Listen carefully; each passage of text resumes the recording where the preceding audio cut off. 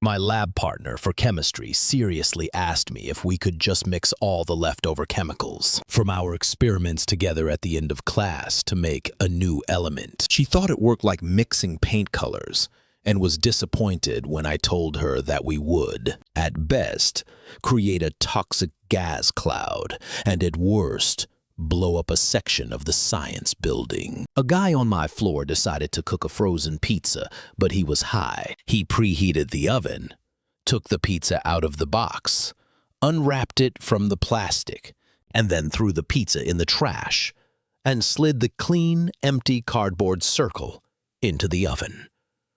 He only realized his mistake when he smelled the cardboard burning 20 minutes later. A football player in my literature class had to write an essay on Moby Dick. His entire thesis was that Captain Ahab was the good guy because the whale was a known criminal that was illegally trespassing in his ocean. He referred to the whale as a marine terrorist and said Ahab was just trying to enforce maritime law.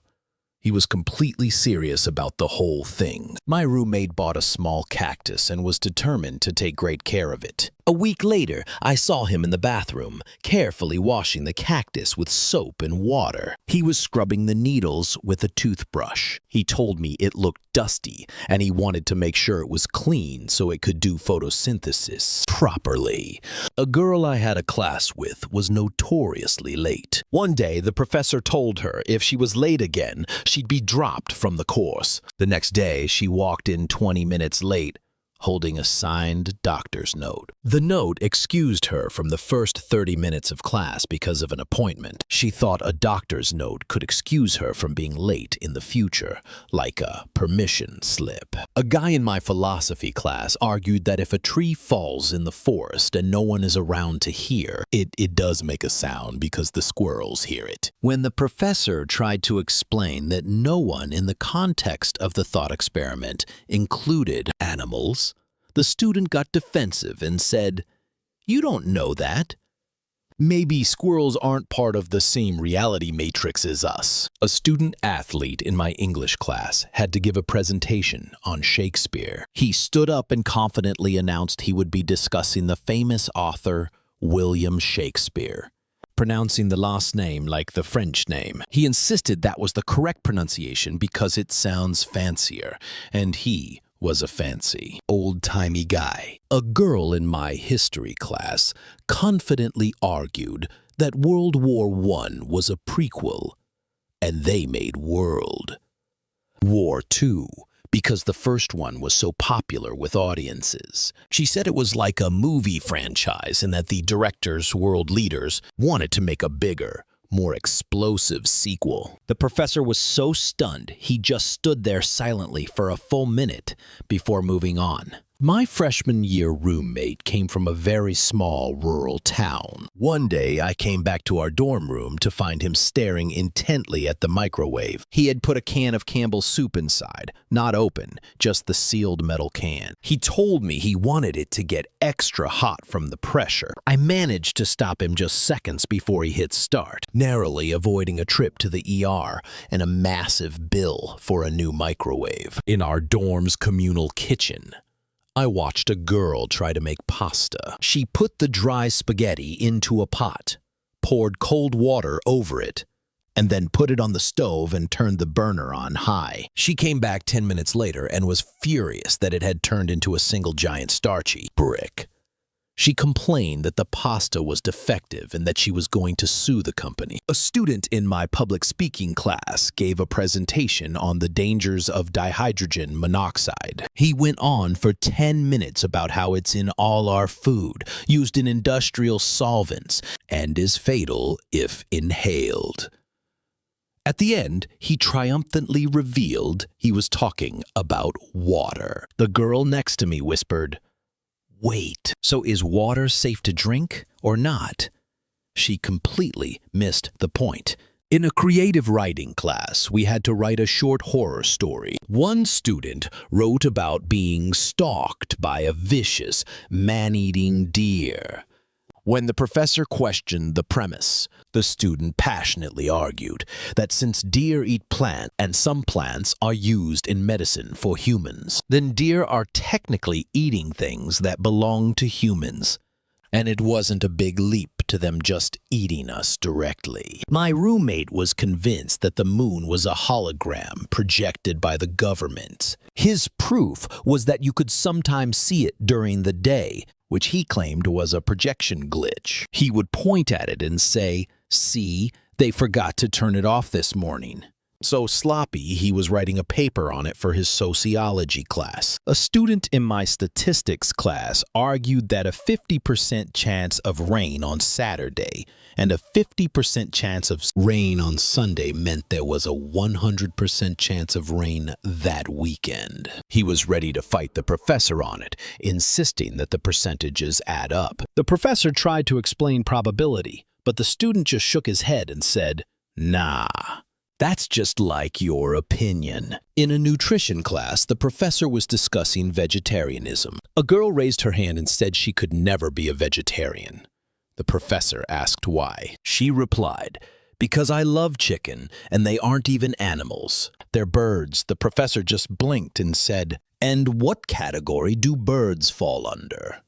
The girl just shrugged. A student in my dorm tried to save money by making his own coffee. He didn't have a coffee maker, so he put hot water from the tap into a mug, added some ground coffee, and then tried to filter it by pouring it through a sock into another mug. He then complained for an hour that his coffee tasted fuzzy and like feet. My suite mate was from a very wealthy family and had never done a chore in his life. He decided to clean the bathroom. I walked in to find him spraying Windex all over the inside of the toilet bowl. He said he figured that since the toilet water was blue, it must be made of the same stuff as the blue window cleaner, and he was just adding more to make it stronger. A guy in the dining hall tried to get soda from the fountain. He put his cup under the Sprite spigot, but nothing came out.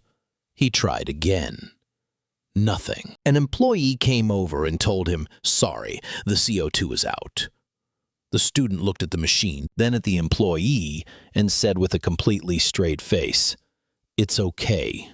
I don't need the carbon dioxide. I just want the Sprite part." My roommate was convinced that turning all the lights and electronics off in our room would save the internet for later, so it would be faster when he needed to play online games. He would go around unplugging everything, including the router, and then get angry when the Wi-Fi didn't work, blaming me for using up all the data waves. In a business ethics class, we were discussing insider trading. One student argued that it should be legal because it's not fair that some people have secrets and others don't. Making them share the secrets by trading on them just makes the stock market more equal for everyone.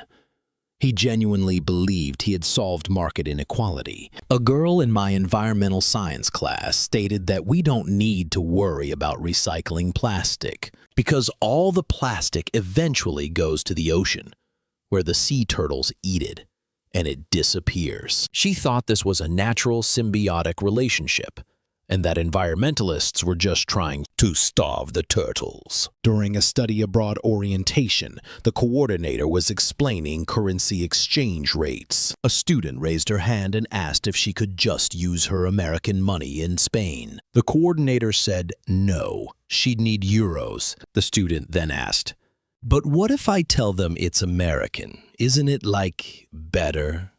She thought the dollar had some kind of universally acknowledged superior value. My dorm neighbor bought a fish. A week later, I saw him walking it on a tiny leash he'd made out of string. He was dragging the poor goldfish in its bowl along the sidewalk. He said it needed exercise and a change of scenery, or it would get depressed. The fish, unsurprisingly, did not survive the weekend. My suite mate got his first credit card. He thought the credit limit was the amount of free money the bank gave him each month as a reward for being a customer. He maxed it out in 3 days on a new gaming PC and was genuinely shocked and angry when the bill arrived. He tried to argue with the credit card company that they had tricked him with their fake money. Gift. My roommate tried to do his laundry for the first time. Instead of detergent, he poured an entire bottle of Blue Dawn dish soap into the machine. The suds filled the entire laundry room,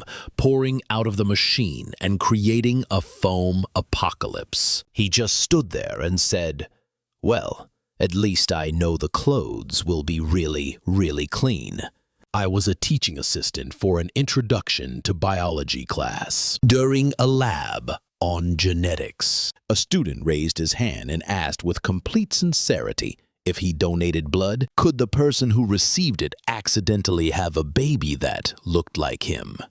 He was genuinely worried about having secret children all over the city just from giving blood at the student center. Blood drive. It took 3 of us to explain how that was not possible. I had a classmate who insisted that Alaska was an island next to Hawaii. She used the maps in our textbooks as proof, pointing to the little box off the coast of California, where Alaska is usually placed. No amount of explaining or showing her a globe could convince her that it was actually connected to Canada. She said the globe was probably just an old version of the world. I overheard a student in the library complaining loudly on her phone that she failed her geography exam. Her friend asked what the problem was. She replied, "They asked me to name a country in Europe, and I wrote Paris. I don't get it. Isn't that like the most famous one? The professor is just biased against France, I guess." During Explain the Phases of the Moon, a student wrote a single sentence. "The moon is shy sometimes." That was it. I was grading the exams and had to show the professor. He laughed so hard he had to leave the room, and he ended up giving the kid 1 point out of 20 for sheer poetic audacity. Now, during a political science lecture on the 3 branches of government, a student asked the professor which branch the FBI was in. The professor said, "The executive branch." The student then asked, "Okay, but which one do the men in black work for? Is that like a secret 4th branch?" He was dead, serious, and seemed confused when everyone started laughing. I had a classmate who was trying to get a refund for our online textbook. Her reasoning, which she emailed to the professor and the entire class, was that since the book was digital, it was made of electricity, and she was afraid of getting electrocuted by reading it during a death. It was made of electricity. Electricity thunderstorm. She included a link to a Wikipedia article about lightning. We had a fire drill in our dorm at 3 a.m. One guy on our floor came out into the hallway holding a fire extinguisher, frantically trying to spray his laptop, which was not on fire. When the RA asked what he was doing, he said he was cooling down the motherboard to prevent a fire. He thought fire drills were preventative measures for specific high-risk electronics in the right building. I worked at the campus IT help desk. A student came in and said her laptop's cup holder was broken. I was confused until she pointed to the CD/DVD tray, which she had been using to hold her coffee while she studied. It had snapped under the weight of her mug. She wanted to know if her warranty covered it. In an art history class, we were looking at Michelangelo's David. One student asked in all seriousness, "If he's a statue, how did he kill Goliath?" The professor gently explained that David was a biblical figure and the statue was just a depiction. The student then whispered to her friend, "Okay, but how did they get him to hold still for that long?" In a basic computer science class, the professor told us to clear our cache. A student in the front row immediately started pulling loose change out of his pockets and putting it on the desk. He thought the professor said, "Clear your cache," and assumed it was some kind of weird icebreaker activity to show we weren't trying to bribe him for a better grade.